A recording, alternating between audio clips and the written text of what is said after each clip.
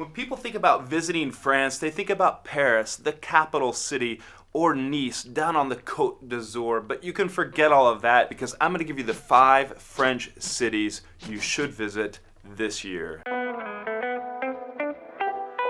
I'm going to go down the list just 1 second.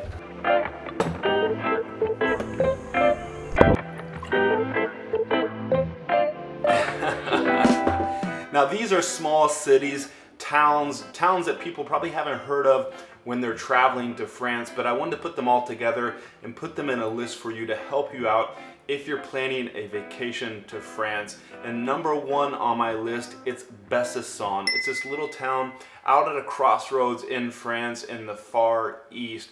It sits to the south below the Netherlands. Off to the east is Germany and Switzerland, and to the south is Lyon. So it's a perfect stopping point if you're making a road trip. The River Doubs, I hope I'm pronouncing that right, it wraps around the city, and outside of the city, surrounded by this lush green area, you can get out there and go hiking at night, roam around the city streets because it's beautiful old town, all these little porticos, you can find all these restaurants.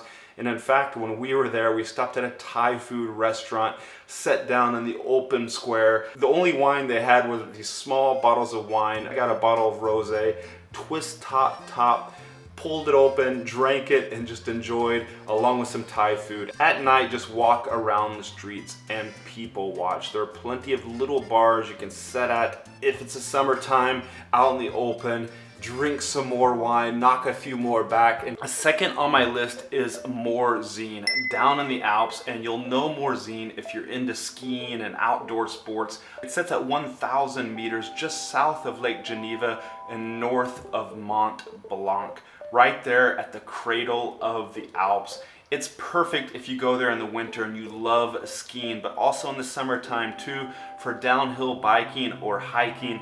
And there are plenty of hotels and little ski chalets. I was in one overlooking the valley, and the hotel had this restaurant out on the balcony. Look at that! Where we could sit outside, have our evening meal, and it was a stunning place to sit there, go through the French food, course after course. Most of these hotels have little bar areas, so later after dinner, go to the bar area, get another glass of wine. If it's the winter time, they'll have the fire going, so you can sit there with your wine and just chill out. The village of MORZINE is cut in half by the valley. You can take the bridge back and forth between the two sides or walk down through the bottom. There's a skate park there at the bottom, or a swimming pool as well. Did I mention the coffee shop? There's a great coffee shop. I'll put the link down in the description below. In France, you can't normally find coffee this good, so stop and fill up on your preferred flat white or cold brew, whatever you want, because you're not going to find this in other parts of France.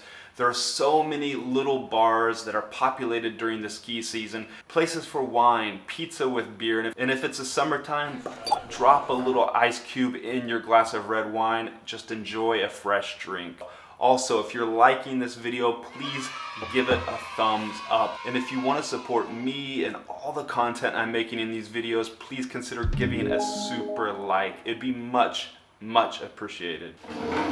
Number 3 on my list is Carcassonne. If you're traveling in the southwest of France, Carcassonne, it needs to be on your list. You need to go there and you need to check out this medieval city up there on the hill outside of the new town. It is spectacular, and it's easy to get to Carcassonne. It's just down the road from Toulouse, where you can get flights in and out of Toulouse. In the summertime, it's almost always hot. When I was staying there, we had a hotel in the center, but it was one of the few little small hotels that also had a swimming pool. As soon as I got there, opened up the balconies, I went downstairs, threw myself in the swimming pool to cool off after a long day. The main town, well, it's not that impressive. What you want to do is save your strength, walk up to the old town.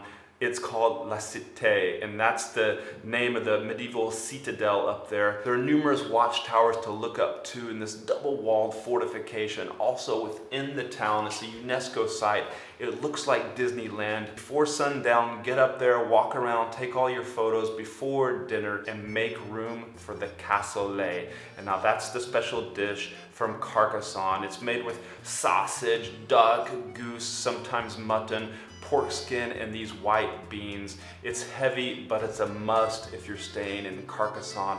Wash it down with some red wine. I suggest a Malbec wine. It's from the nearby area. At night, you can wander the old city. When the lights go down and the lights of the city come on, it's even another dimension. Walk down the little hillside on the way back down to your hotel. Oh, this is amazing. Don't get lost. There are little different paths to get down. Are there any towns, any cities that you think should be on this list? Drop them in the comments down below. Let me know your favorite spot to visit in France. I'm at home in Italy, in Florence, Italy. Look at that. That's an old photograph of the Tour de France riders racing over a bridge. This list is inspired by my trip recently to France, and I wanted to cobble together all the little towns before I forgot about them.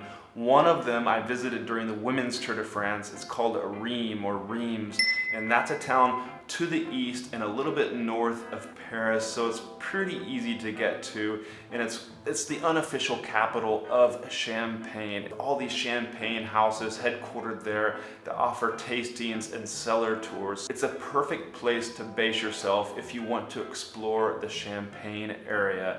I arrived late at night in my hotel, but the city of Reims was still alive. I had a balcony that overlooked the main square and the main fountain there. Met my friend for dinner, and most restaurants will have champagne on the menu. If it's a good restaurant, they'll have champagne on the menu. So get yourself a glass or a couple of glasses with your dinner. It'll cost you a little bit, but it's worth it. Early one morning, get out there and drive through the countrysides and go to OBERNAI. If you want to do something basic, go to a supermarket, grab a baguette, grab some ham and cheese, grab a bottle of wine or some champagne, and make a picnic. Go out in the countryside among the vineyards. You can do this. And this is Champagne country. This is stunning. Park your car, find a little place, just enjoy the scenery, the lunch you prepared. It is breathtaking. OBERNAI has several top-end restaurants, so if you want to go back in the city for dinner, you can do that. When I was there, I didn't go into a restaurant. I stopped at this little place, sat outside in a lounge type table area, had a steak, and a bit tired of champagne by that point. And it was a hot evening in the summertime, so I got a spritz. I watched the summer sun go by, drank my spritz, ate my steak, and I was a happy boy. If you haven't done so, make sure to click that subscribe button down below. Join the community here to make sure you don't miss out on any of the content. Now for my fifth and final place, it surprised me. This little town in the northeastern part of France called OBERNAI. And OBERNAI is in Alsace, in the northeastern part of France, and it lies on the eastern slope of the Vosges Mountains.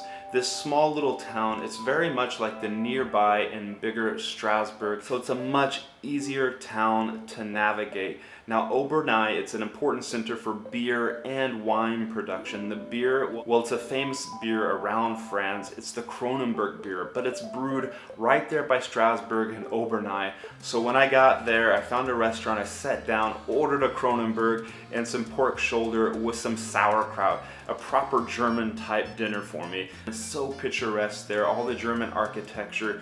You're going to love it. But we are in France, and this is the wine drinking country, and we're in the Vosges area. In this area, the Alsace wine, it's famous for its white wines. They also have some good red wines. And when I was there, I had a glass of Pinot Noir.